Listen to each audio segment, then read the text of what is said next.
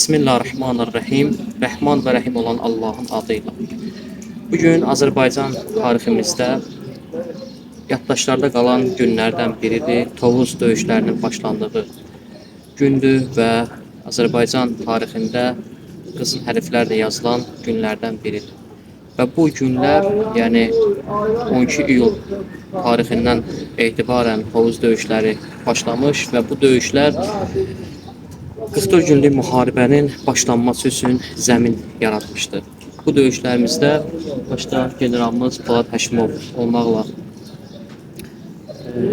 İlqar Mirzəyev, Novruzov, Anar, Əhmədov, Namiq, İsmailov, Nazim və bu şəkildə gördüyünüz şəxslər şəhadətə qovuşmuşdular və Allah Taala onlara rəhmət eləsin. Allah bütün şəhidlərimizə rəhmət eləsin.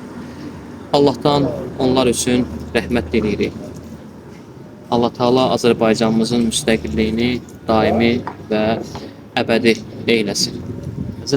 Muhammed Əleyhisselam buyurur ki, ən şərafətli ölüm şəhadətdir. Həqiqətən də Quran-Kərimdə də Allah Taala buyurur ki, Allah yolunda öldürülənləri əsla ölü saymayın, onlar diridirlər və Allah yanında ruzlənirlər. Həqiqətən də şəhadətli böyük bir məktəbdir və bu məktəbin də zirvəsində gələn Kərbəla məktəbidir və Allah Taala Kərbəla şəhidləri ilə yanaşı Qarabağ şəhidlərimizə, antiterrorda şəhid olan qardaşlarımıza, aprel şəhidlərimizə və 1-ci Qarabağ müharibəsində şəhid olmuş qardaşlarımıza Allah rəhmət eləsin.